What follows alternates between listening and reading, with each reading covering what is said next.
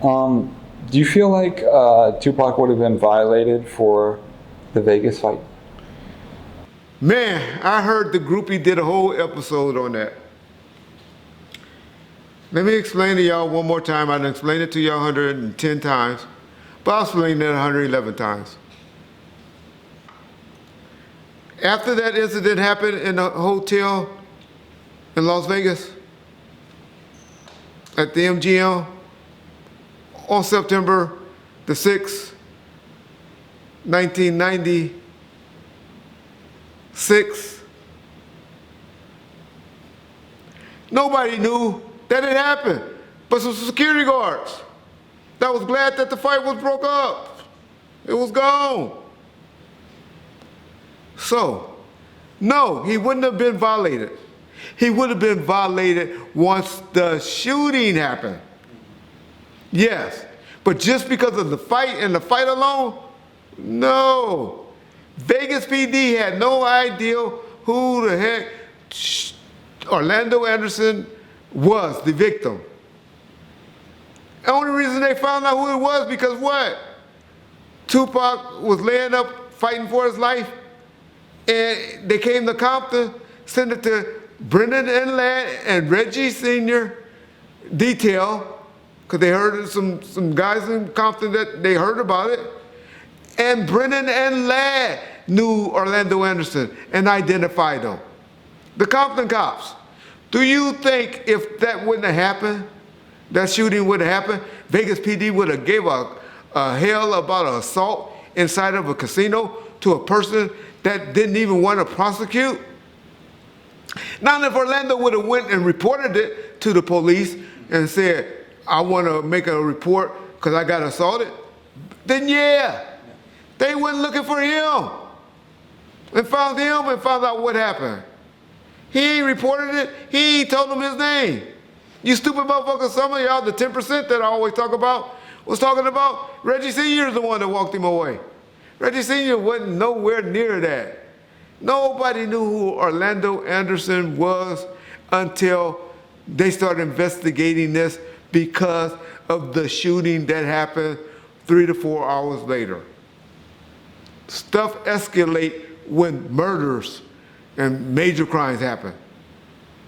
Cops don't investigate simple assaults from people that they couldn't have investigated that if Orlando wasn't a willing witness nowhere. Even if they would have came. They would say, you want to press charges on him? No. You want to press charges on him? No. Okay, bye. That's all would have happened.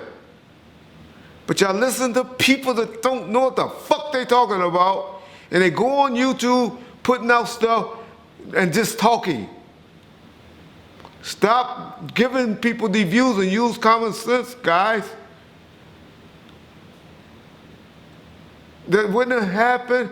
I challenge y'all to challenge anybody legal that said it would have happened if they didn't know who he was. They didn't know who Baby Lane Orlando Anderson was until not a Vegas cop in the state of Nevada would have known who that was.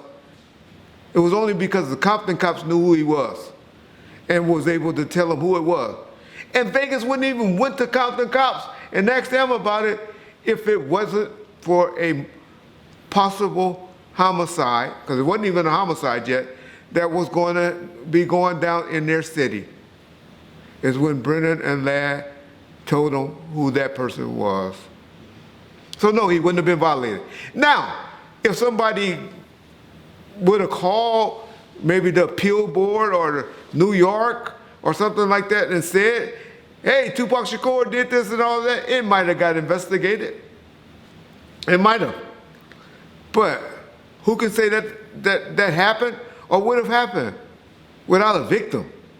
Without somebody making a big thing of. You think those security guards called Vegas after they well, where's the person that got assaulted? Oh, we let them go. Oh, well, is anyone hurt? No, we just telling you that it was a bunch of black guys beat up another black guy. But are they there? No. Get off my phone. Get off my phone. But unfortunately, what happened 3 to 4 hours later is the reason that the investigation happened. If y'all can't comprehend that, I can't break it down to y'all any simpler. I'm sorry. Okay.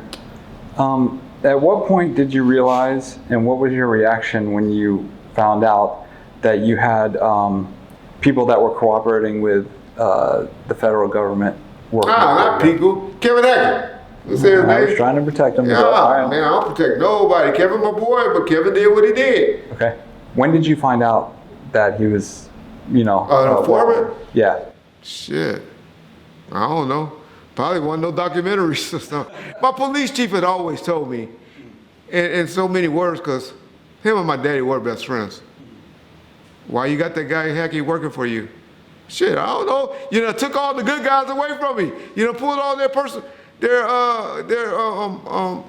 permits, their work permits to work for me.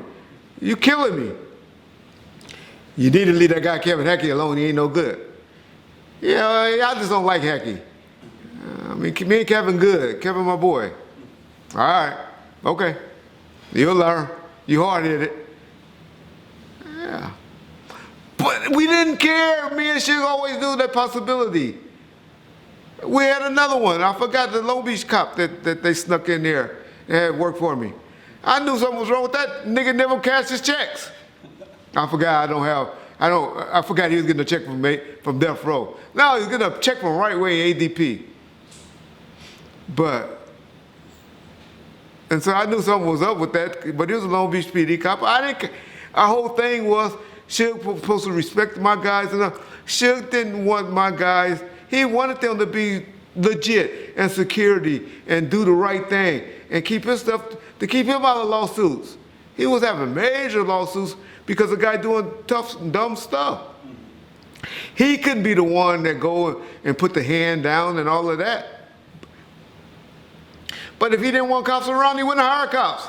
He would just hire me and say, all right, Reggie, keep me cool. Keep the homies off of me. The niggas start tripping on me, go get them, Reggie. You go have them.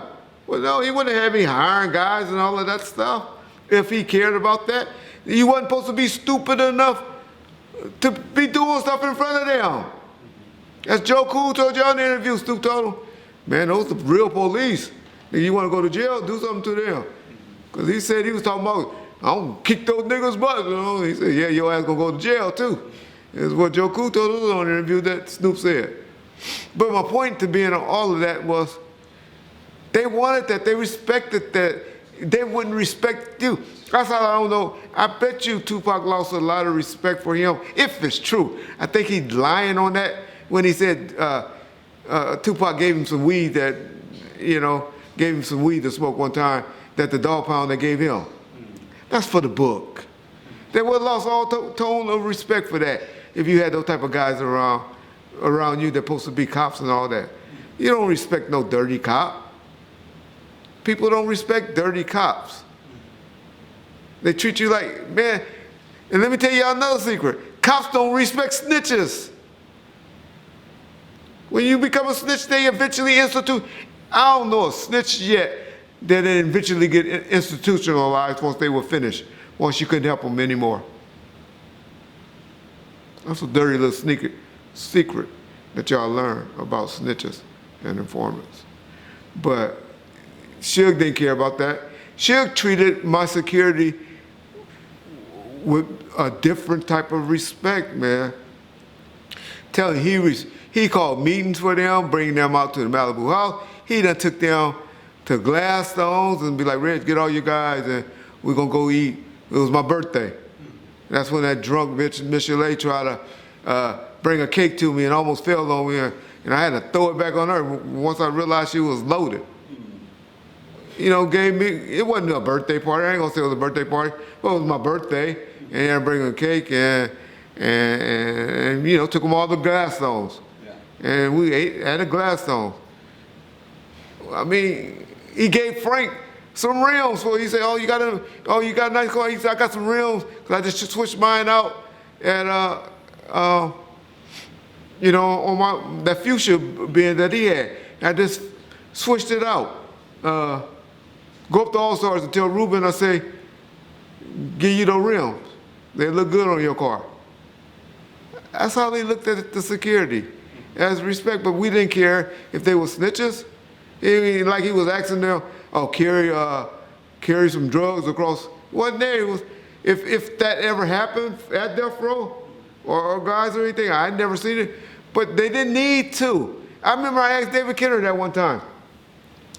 I said, David Kenner, is there anything I need to worry about? Because I'm always carrying Chuck briefcases and all of that. He said, Reggie, what type of sense does that make? He said, do you think if Suge was dealing with drugs or anything like that, he gonna drive in a better limo than you riding around there? Are you is he gonna have a nicer house? He was like, and if he do need some money, we go to our distributors and get whatever we want. That's when he was hitting home runs. He said they'll give him whatever he wants. I was in a car with Suge one time when somebody called and told me, Suge, we got $1 million check sitting waiting on you. It was his football coach's daughter. And he was like, damn, my football coach all in my business, Rich, at El Camino. That check had been sitting up there for a month or two, they say. It wasn't needed back then. People always try to say Suge was robbing and stealing from people. Ain't not one people could tell a story that say they wasn't able to get what they want when they got to him. Now, once they got cut off, it's a different subject. But while you in and you hitting your home runs and doing whatever you can do, man, they were eating good. They were taken care of, very well taken care of.